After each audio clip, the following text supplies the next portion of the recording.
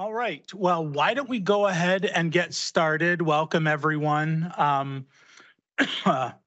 know we may have a few others coming in here shortly, but let's go ahead and get started. So, two presenters today, myself and Andrew Gonzalez. I think we can do our own introductions, I think. Yeah. Many of you know me. You can read the slides. I am faculty in the Center for Biomedical Informatics. I'm the Vice President for Data and Analytics here at Regenstrief, and I'm also a family physician by training as well. It's a challenge to talk about this topic in 30 minutes or less, and my intention is to leave some time for discussion. So really we're talking about 20 minutes or less. There's a lot to talk about. This is a very rapidly moving field, as many of you know. It's like trying to drink from a fire hose, to use that analogy.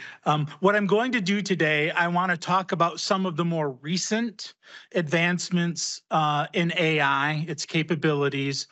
I want to talk about the resources available at IU and in general for folks to conduct research. I want to talk a little bit about some of the work that we're doing here at Regenstrief in this area. And then finally, I want to talk about what I think are important areas for research moving forward. So that's really the outline of what we'll be doing today. So first, I want to talk about AI advancements and what's happening there. We'll start here. The purpose of this graph is to show you the different organizations who are creating large language models that many people are using. GPT-4 is made by OpenAI. Everyone is aware of that. Everyone knows that model. We're on GPT-4 now. Soon we will be seeing GPT-5 or GPT 4.5. The next one, that stands for Mistral. Mistral is an interesting organization. They've created freely available, open-sourced models that we can take and use, modify, fine-tune, upgrade. They deliberately are training on freely available data. They don't want anybody to sue them for the content they've created, and they want others to be able to benefit from their work as well. So that's a freely available model we're actually looking at right now. Again, that's Mistral. Next is Anthropic is the name of the company. They've come out with, they're now up to Claude 3. And I'll say a little bit more about that in a minute. But Anthropic is yet another company who's creating models that seem to have significant value. The big G stands for Google, right? Yeah, Google is making now Gemini, and that has been in the news recently. But they have an AI tool as well.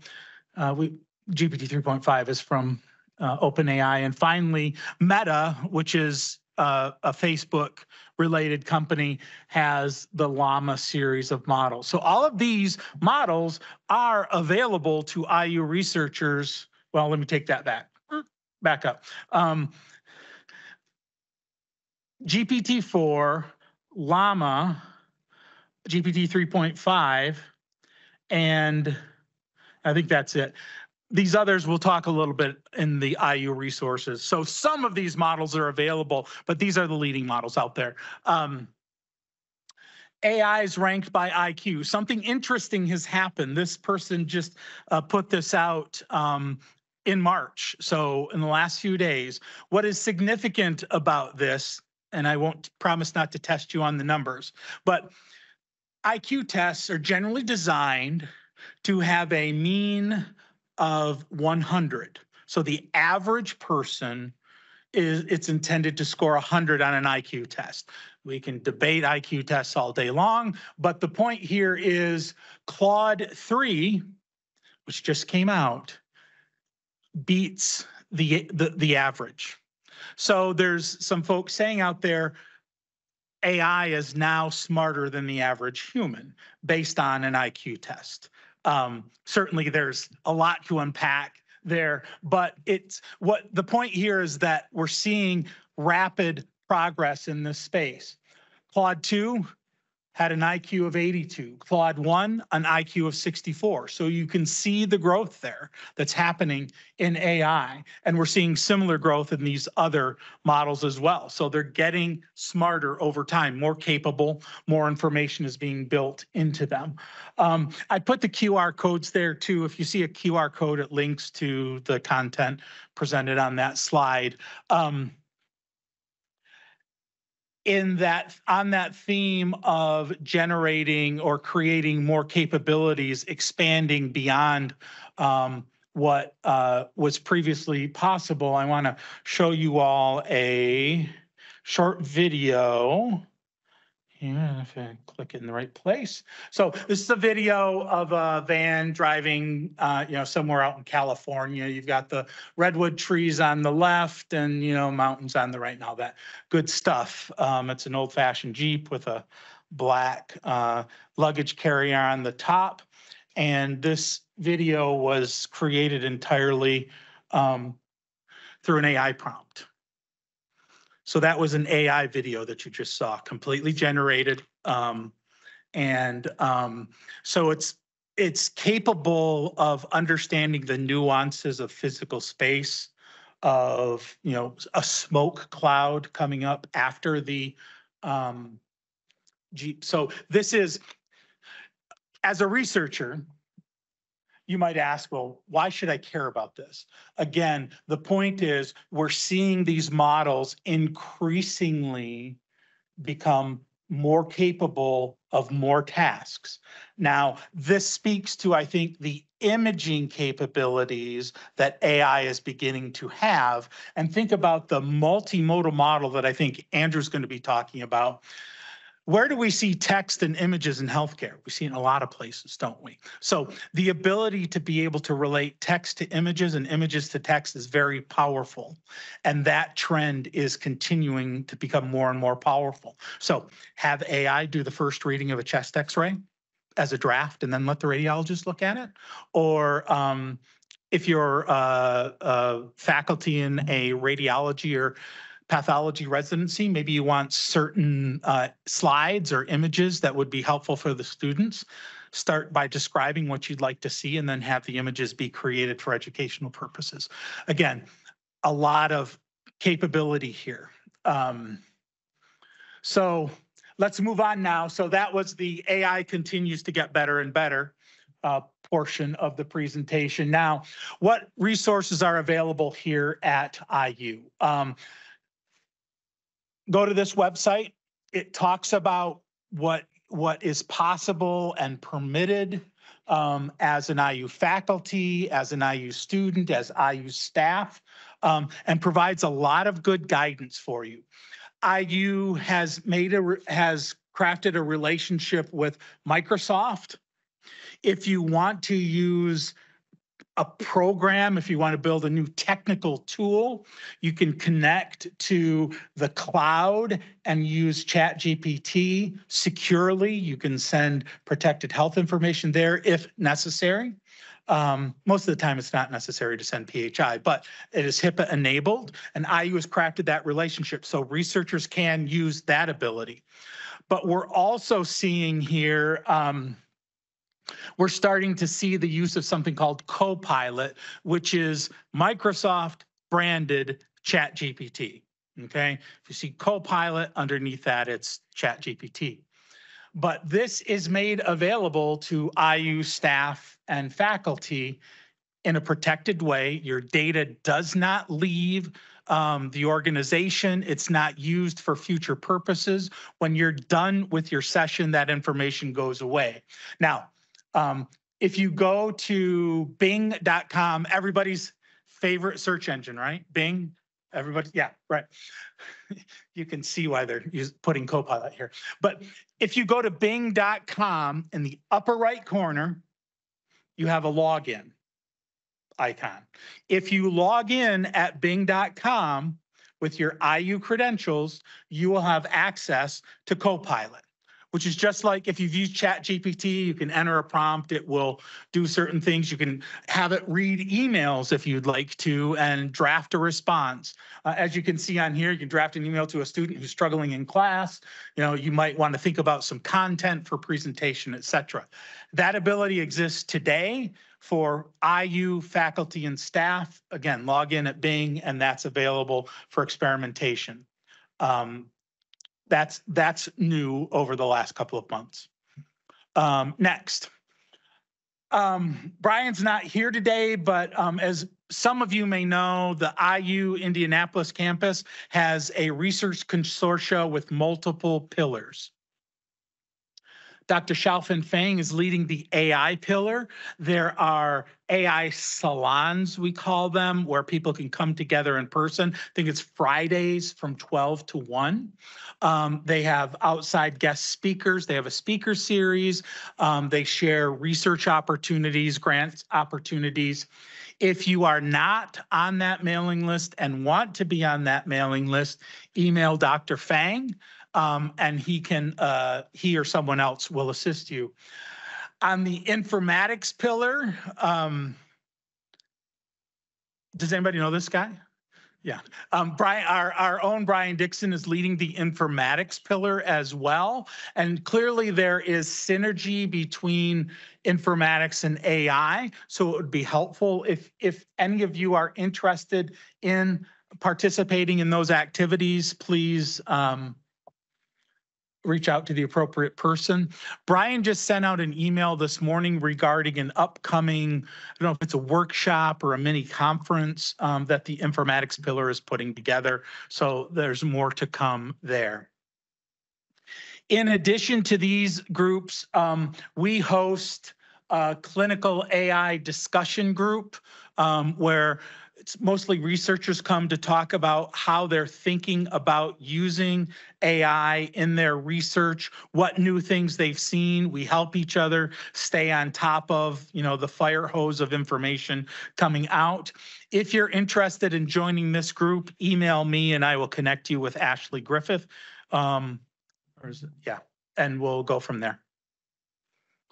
But that is another opportunity for you. I've got ostensibly 5 minutes left before I want to go to talking. So current LLM activities, what are we doing in this space? Notifiable disease detection right now. The technical services group within RDS is working on understanding how to take a model. We're using Mistral, remember that open source freely available model, taking an existing model and develop a process to fine tune on data. We're pulling positive notifiable results from the past. We have HL7 messages archived going back several years. We're trying to pull those messages out and train the model, update it, give it examples of reportable conditions. And then we want to evaluate that. We want to test a fine-tuned model, a modified model, versus the original model and see how they work. And we're also going to look at various prompting strategies as well. Prompts are those commands or requests that you give to the large language model. Sometimes you need to fine-tune. Sometimes you can just give it a very comprehensive prompt. And we don't know in which circumstances one is better than the other.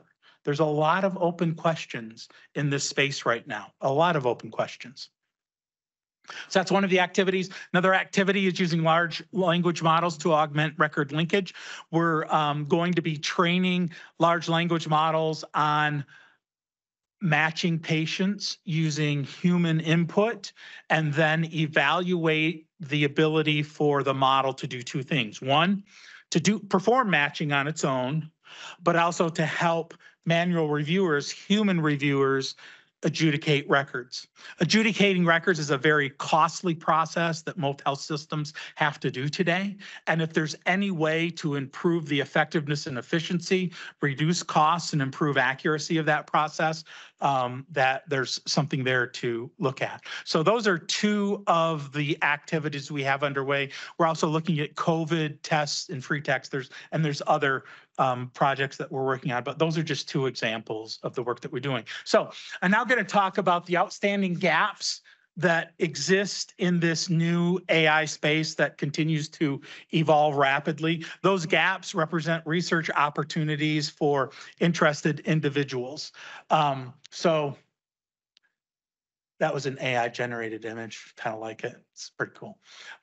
So the gaps. So first of all, limitations of contextual understanding. So no matter how much context, how much fine-tuning training you give a model, they are not going to come close to your the real world lifetime experience of a clinician, of a provider, of a nurse, of just humans in general. There are edge cases, there are fine details that these models just lack the context for. It's not possible to fully model reality in data, but it is possible to model reality close enough for what we believe are many tasks. And so the context is important here. Interpretability. So these are black boxes.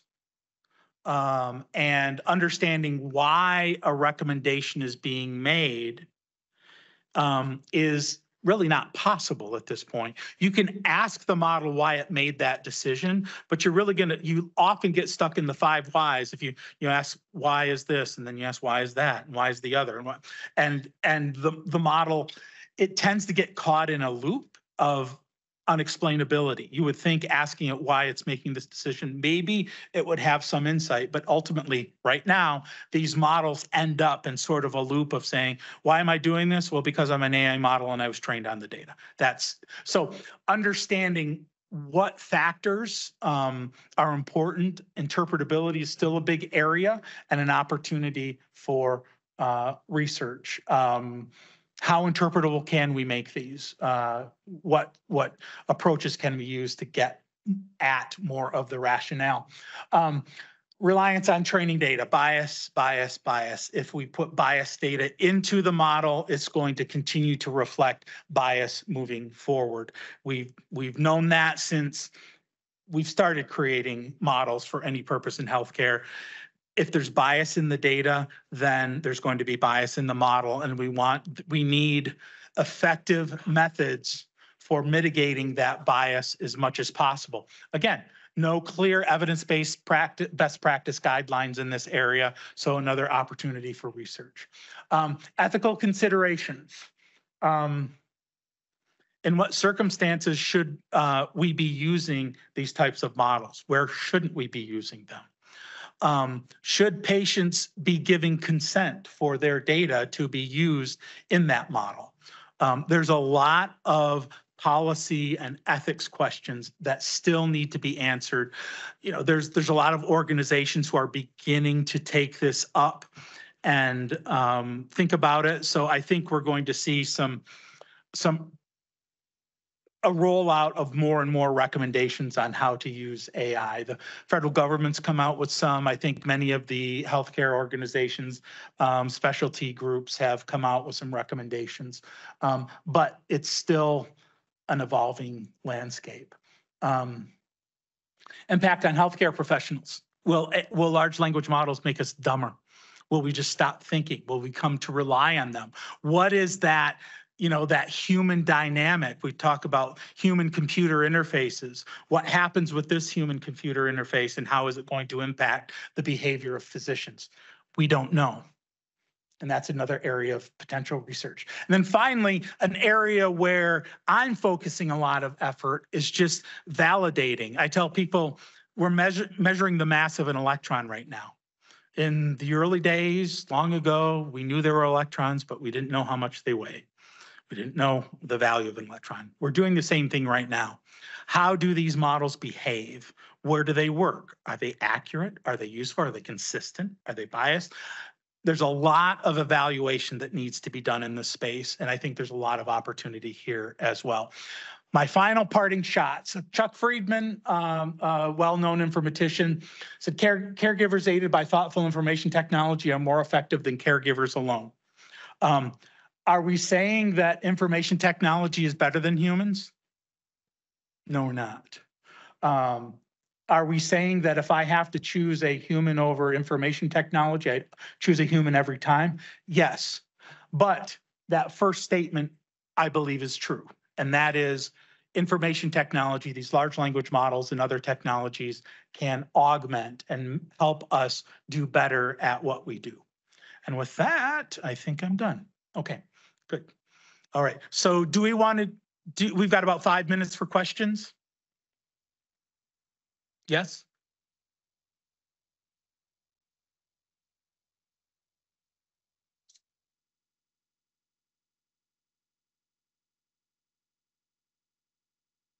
No questions.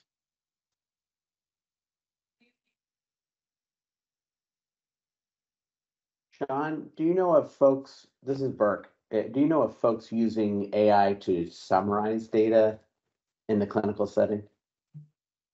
Yes.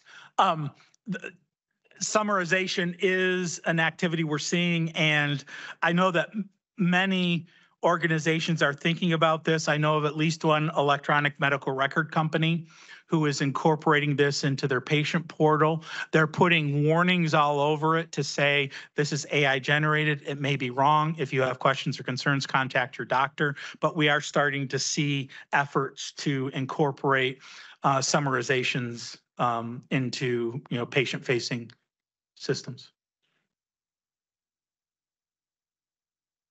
A lot of research in that area too. We don't know how well that's going to work. I think it's, when I saw the first, this was mentioned, I think I saw it like 6 months ago or something. I thought, wow, that's pretty audacious of the EMR company to consider doing that when we truly don't know. Sometimes AI can spit something out that doesn't make sense, and we really need to make sure that we're putting guardrails around it.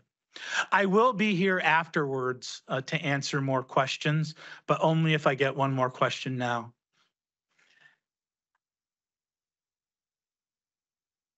Shaun, this is Burke. Will you be around for questions later? Touche, touche. All right, very good. Thank you. Can everybody see now? All right, great. So we can come back to disclosures, like I said, if we have any concerns later. So I'm going to talk about 4 things. So one, from the perspective of a researcher, like when do you really need a AI, ML, or DL system? 2, how can you use LLMs? Because this is kind of like the gateway to most people's using AI to enhance their research. And then challenges and opportunities, and then very, very briefly, some projects in our lab. So when would your project benefit from essentially machine learning? Because that's usually the flavor of AI that we're generally using. So just to quote Sun Tzu, or paraphrase him rather, the supreme act of research is to overcome the gap without fighting. So you want to make things as easy as possible. Usually this falls into 3 flavors of gap. The first being a technical gap, the second being a knowledge gap, and the last one being an implementation gap. So knowing the difference between these 3, I would say for most people doesn't matter at this point. Basically, AI is an automated system that does human tasks well. Machine learning is a system that learns with more data over time. And then deep learning is a model that can also train itself to get better at its own tasks. So bottom line is the training paradigm doesn't really matter. What actually matters is your analytic framework. So whatever flavor of research you're in, you can use that same analytic framework. And AI is basically a tool that makes you more efficient and allows you to get at scale. So the fundamental question is there something in your research that a human normally does that would be better done with a AI-based system, meaning that it could be done faster, it could allow you to do more, or it could be done more reproducibly. So we'll go through a few examples of this. So remember, when you're thinking about an AI system, that it's very advantageous if you want to be lean when you're starting your lab, because it doesn't need any fringe, it doesn't require letters of support and for grants, and it basically doesn't stop. You can allow it to run overnight, on weekends, weekends, and you can essentially go and do other things, dividing and conquering. So in terms of like what AI systems are most people likely using, you're probably not going to start off with computer vision. More than likely in health services research, we're going to start off with something related to language processing. So natural language processing being probably the area that would be of most interest. We already have very good algorithms for dealing with structured data. So machine learning is a very vast area of knowledge, and there's different paradigms, there's different end use cases, but I want to simplify this a lot. So even once you simplify it down to like what are the AI applications on a practical sense, like we could use it for image processing, for audio processing, you can get even simpler. So in the healthcare space, the areas that are probably most useful are audio transcription. So if you're interviewing patients and you need to essentially transcribe that, they may speak different languages. Fortunately, machine translation is essentially a solved problem. There's also other things that you can do, for instance, with sentiment analysis. If you want to know if the provider or the patient is hostile, you can use sentiment analysis to tell from the raw signal, tone of voice, how much pauses they have, as well as from the vocabulary, the semantic meaning of the word choice that they're using, whether they have a positive or a negative sentiment. And you can basically train models on that, which allow you to have reproducibility. If you imagine doing that with a human, one, we basically can listen at 1x speed.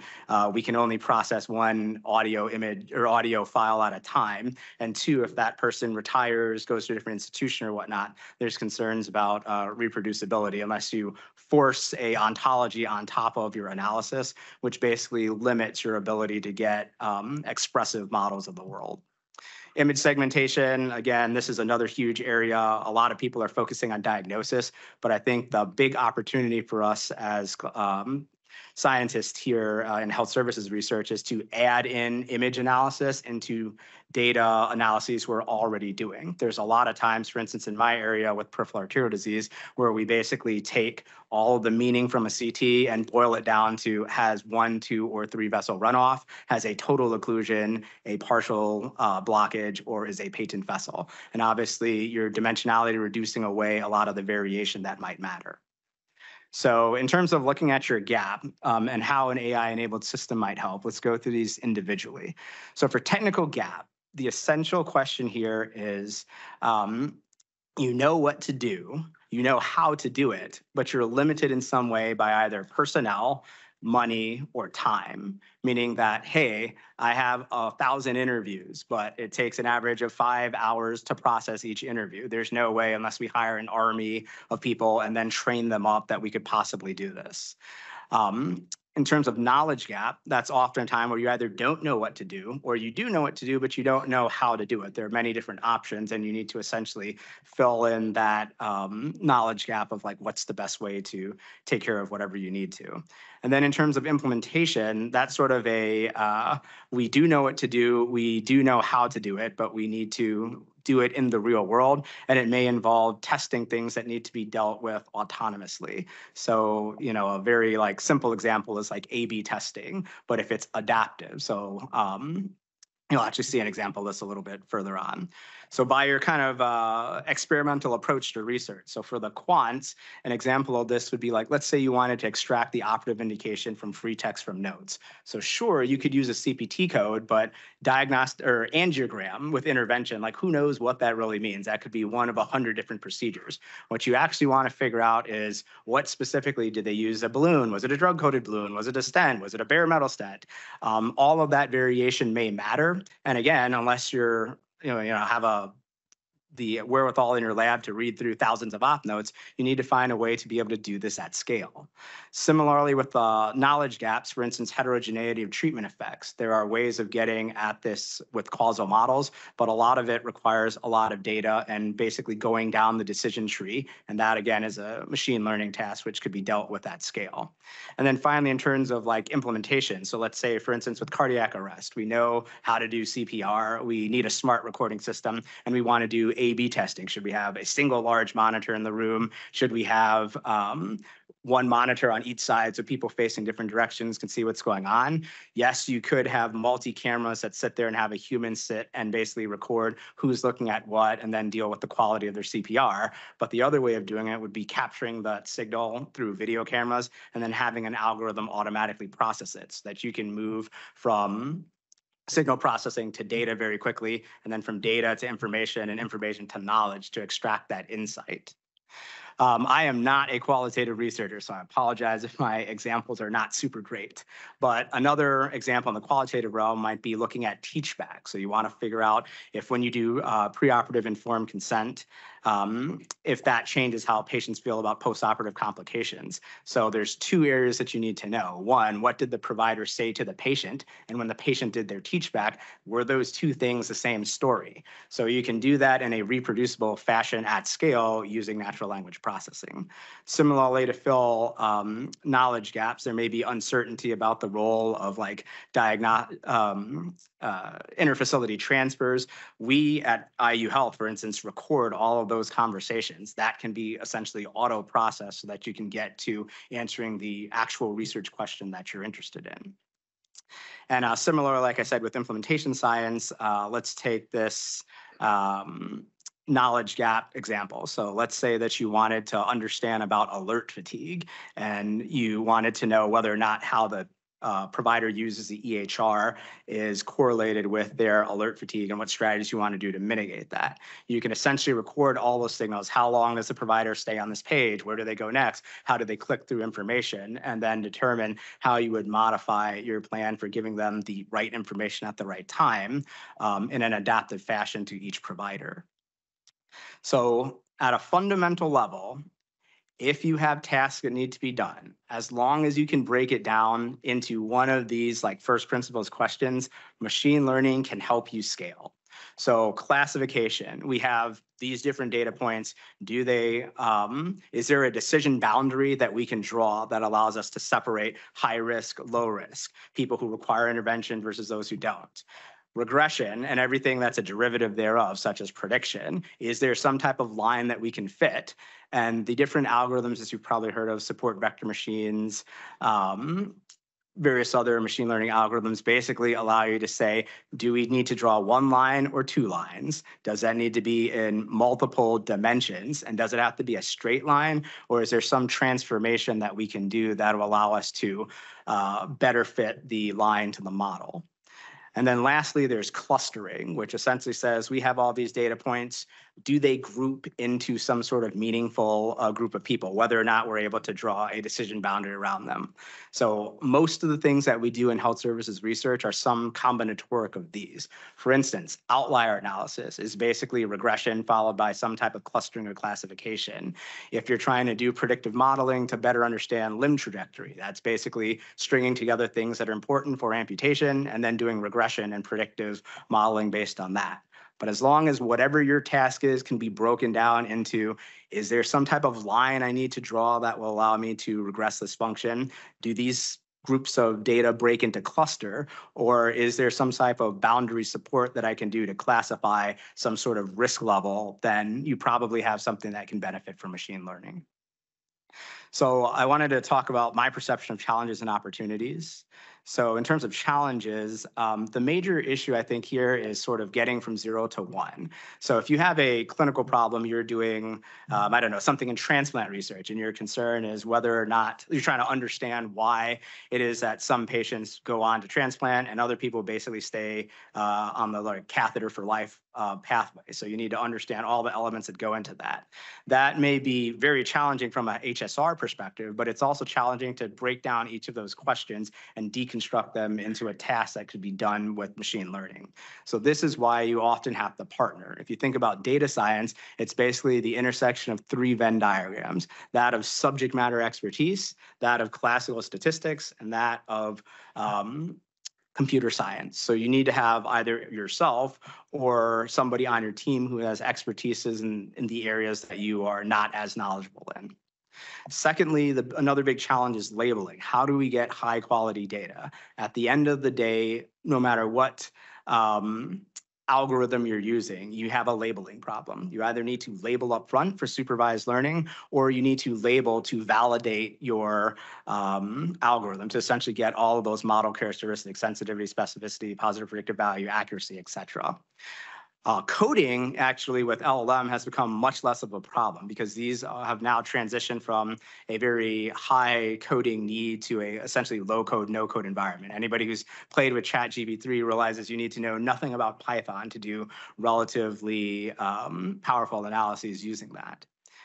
Finally, framework for evaluation has become a lot more important. Because it is a black box, the framework by which we validate in terms of internal validation, external validation, edge cases, out of distribution problems becomes ever more important, particularly if you want to have an eye toward equity. Since all of our data is biased to some extent, if you want to make sure that this model for doing anything, predicting sepsis, works equally as well at Eskenazi as it does at IU North, then having an appropriate evaluation framework and making that framework known a priori is super important. In terms of opportunities that we here at Regenstrief have, I actually think we have 4 big areas that would allow us to sort of take healthcare AI to the next level vis-a-vis other people in the country that are doing similar things.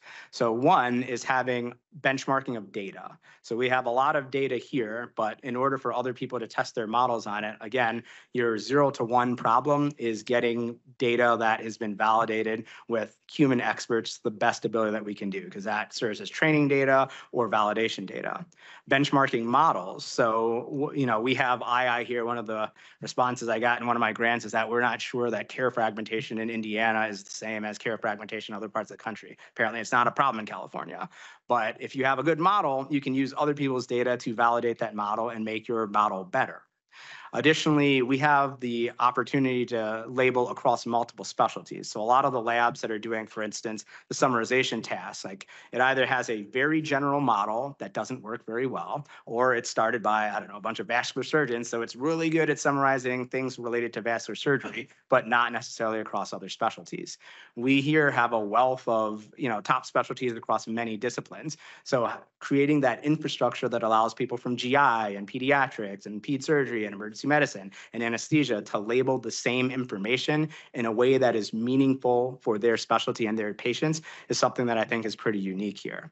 And then finally, we can leverage our overall expertise with implementation science. Beyond just having good data, having a great model, the last sort of hindrance to making it to impact is being able to implement that in a robust fashion across various different clinical settings and have the appropriate safeguards and have the model work properly.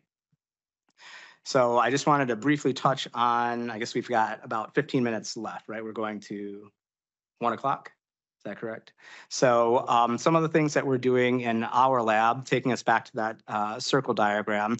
So we're doing image processing to do segmentation for angiography to basically allow a richer multimodal source of data when we want to do limb prediction. That gets us actually to analytics and prediction. So we want to have precision medicine for limb trajectory. So precision medicine has historically been thought of as some form of omic. You're going to take this genetic data, you're going to take protein data, you're going to take something at a kind of basic science level, and then you're going to figure out how to individualize that to people. But not every problem has a omic solution. For instance, gun violence, there is no getting shot gene. So if you're going to figure out about recidivism and trauma, or you're going to figure out about why is it that people get this decision or that, if we go looking for a gene, it's very unlikely we're going to be successful. If you go taking all the wealth of information from patient-generated data, provider-generated data, raw signal processing, putting a camera in the trauma bay and seeing what happens and if it differs across patients, that I think is probably the next frontier of precision medicine. Taking what we have, but having a more expansive view of the potential data sources.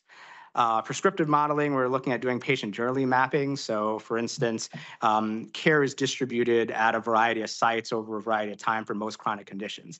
If you look at the leading causes of mortality in America, chronic conditions are probably going to exceed everything else in the next 10 to 15 years.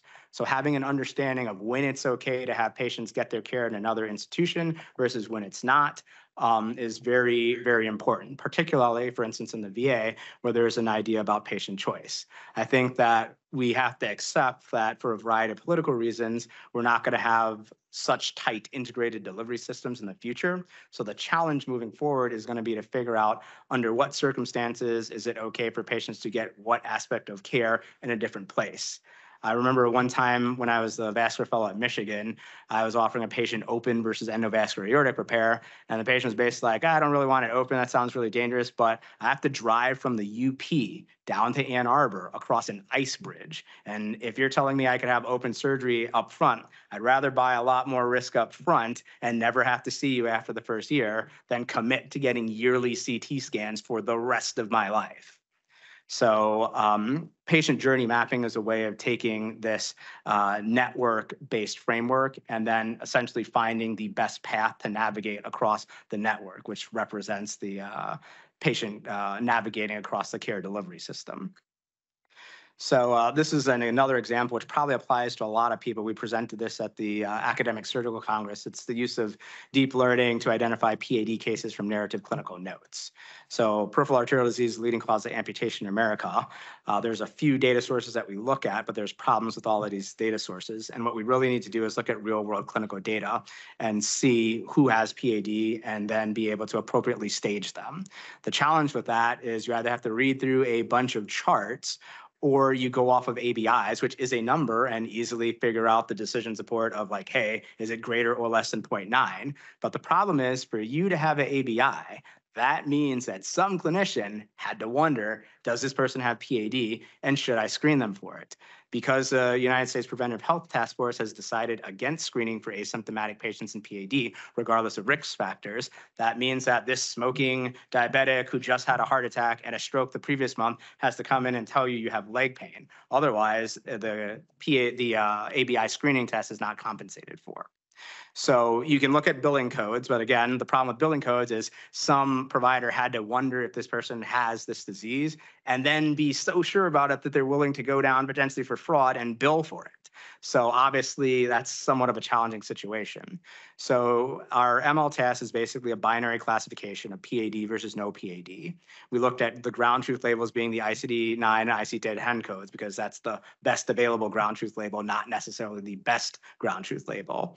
And then our first strategy was to use keyword search to basically look for things related to PAD, occlusion, stenosis, arterial blockage. The second way is to use a semantic search to encapsulate the idea of the diagnosis of PAD, that it could be distinguished from other causes of leg pain, for instance. With keyword search, looking at sciatica versus ischemic rest pain is really challenging to do. But if you have a semantic understanding of the idea of ischemic rest pain, then when you put that in a multi-dimensional vector space, it's easily distinguishable from sciatica and other problems. So this was our performance characteristics. The issue here is that we had relatively few training examples because I don't label as much as my data scientists would like me to. But you can see that the sensitivity, specificity, positive predictive value, negative predictive value are at least as good, if not significantly better than keyword search. So some of our limitations were token length. So that has to do with like how much context you're able to inject into what you're asking the model. So from a practical standpoint, for people who are interested in using machine learning, the concern there is, can we just data dump a entire patient's chart of hundreds of pages in, or do we have to do something to first parse it into the potentially meaningful parts? So other projects that we're doing in our lab is making efficient data labeling. So we're trying to find empirical answers to those questions, such as what is the trade-off between having better labeling and parsing up front versus model performance on the back end. We're looking as well at de-identification and differential privacy. Once you have enough data, you start getting emergent capabilities. And one of the capabilities of generative models is what's called data leak. So you might ask the model something like, why does this patient have rest pain? And then it says, well, Mary Sue, who lives at blah, blah, blah, has whatever it does. So the concern there is that you need to be able to find what is PHI and then basically restrict the model from accidentally leaking any of that data. Somebody asked about summarization. We're working on that as well, but our approach is basically going deep first. So specialty specific, diagnosis specific, clinical summarization, because when somebody comes to the ER with 20 different problems, which specialist that you see and what that person cares about sort of depends on what's in their differential, et cetera. So that's kind of where we wanted to start, by going deep in a few diagnoses for a few specialties and then using transfer learning to see if we can generalize that understanding. So what people come in for heart attacks versus what you're looking at for strokes, sure, from a clinical perspective, these are very different problems, but from a data perspective, they are actually fairly similar problems. And then lastly, interactive data exploration with a chatbot. We want to have the ability for you to take all the patients in your study, dump their files into a folder, and interactively explore it. So like using natural language, say things like, all right, show me all the patient demographics. And then it basically calls a tool, writes a Python script for that, runs it through, spits it out as a table, and you can do exploratory data analysis using natural language instead of having to sit there and kind of program through everything. So thank you so much for everybody's time. I would be really happy to answer any questions. And please don't think these are questions just for me. These are co-presenter questions as well.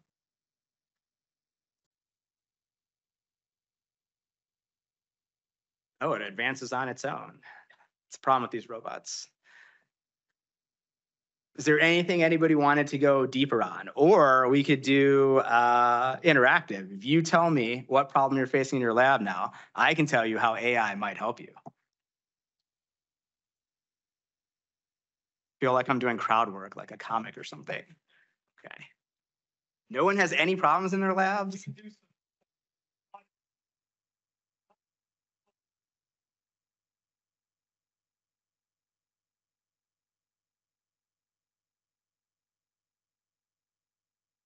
So interesting. Okay, good.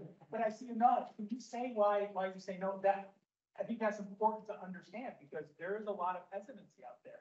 You've heard two cheerleaders for the stuff today, but there are a lot of people who work on this. I'd be curious to just hear your perspective.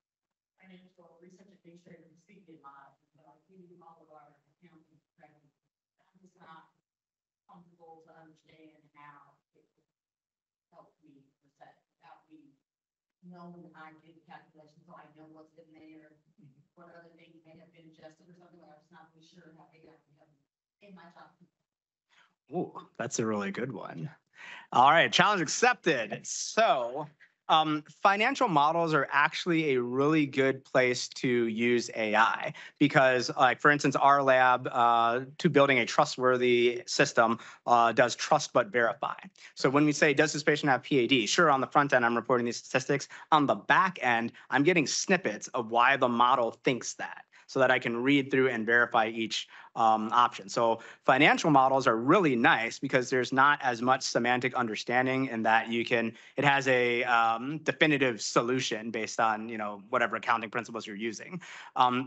Injecting context and meaning into that may be a human level decision, and you probably don't want the AI deciding things like what, stocks should we invest in. But over time, is there a correlation between the price movement of this versus that? That is something that it might be good at. Secondly, you have a lot of decision trees in financial. You need to figure out what do you need to purchase next? What's the best option for this? And there's a lot of internal dependencies. That is a perfect decision tree analysis problem. Dr. Patzer.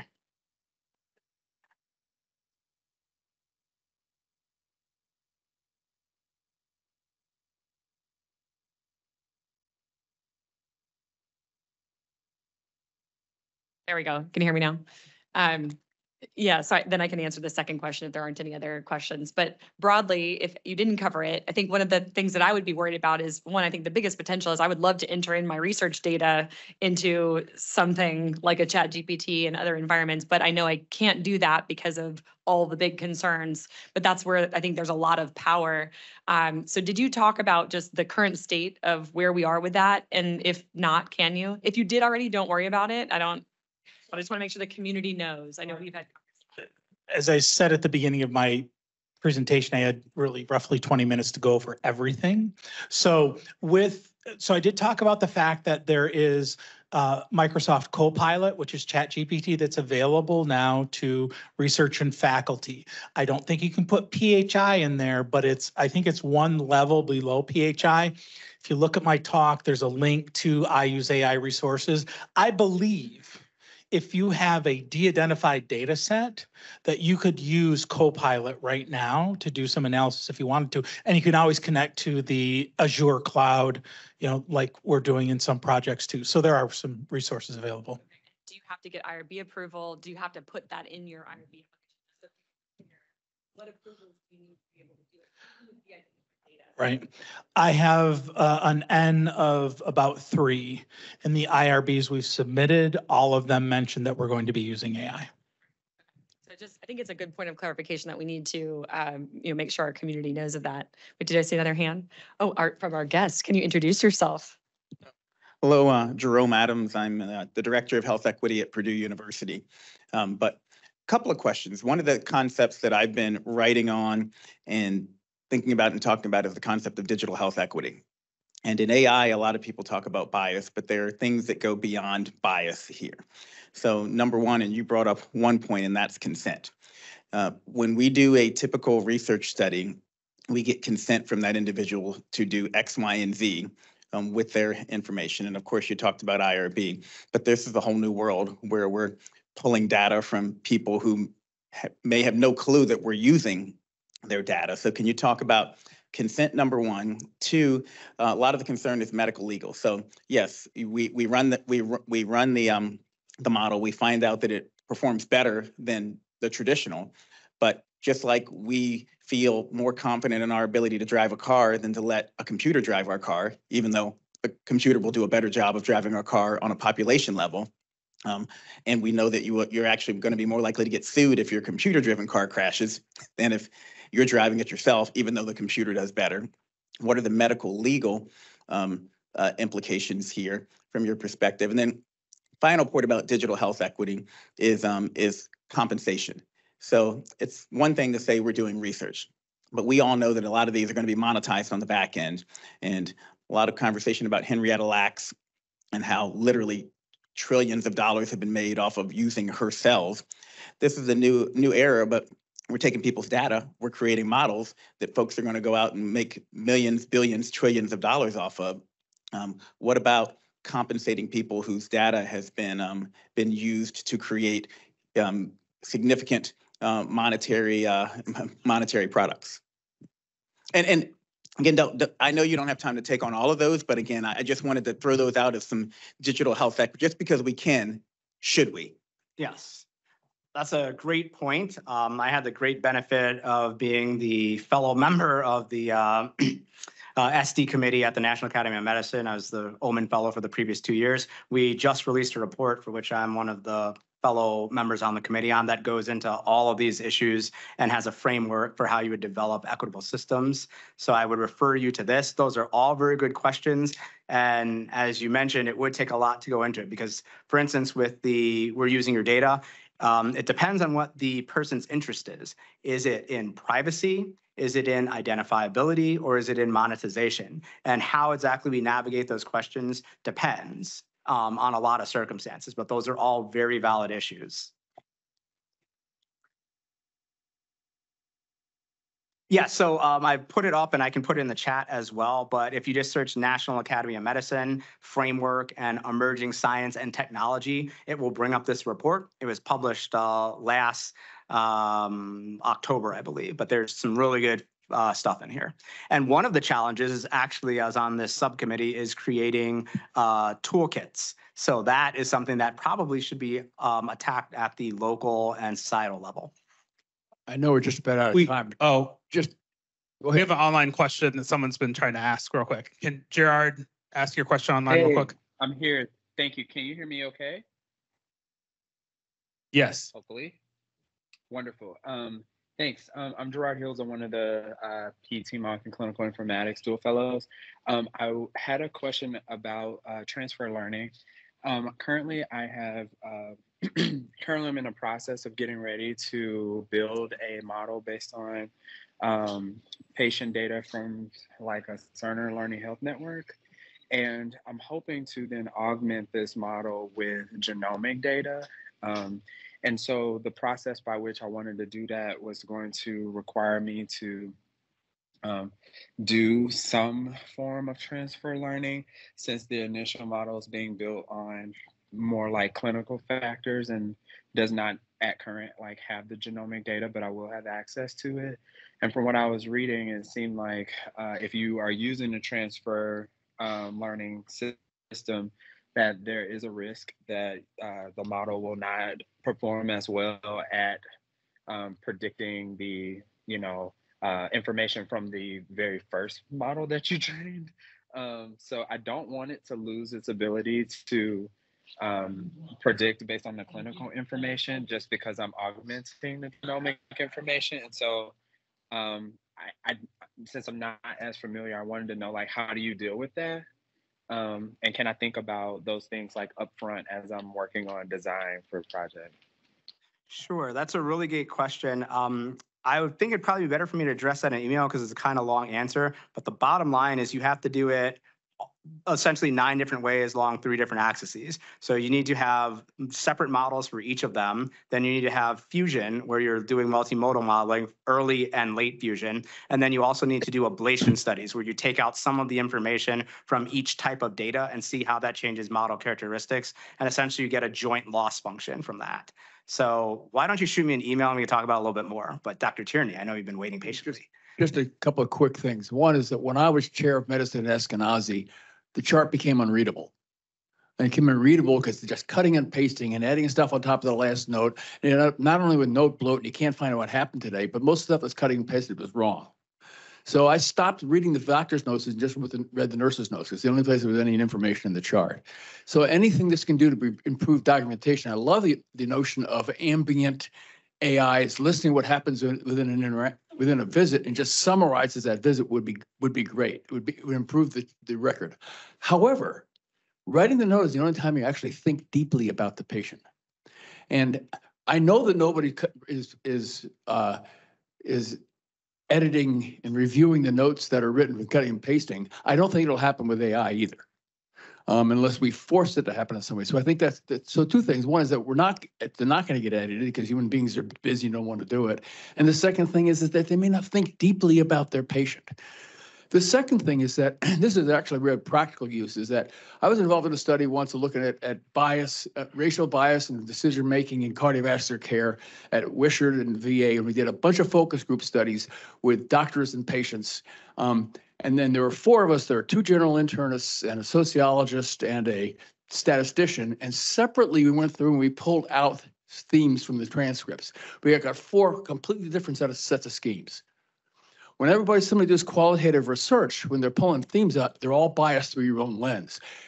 These large language models would be perfect for pulling out those themes in a less biased way, at least, than the way that human beings are doing it, because we can't leave our own lenses behind. Yes, those are really great comments, Dr. Tierney.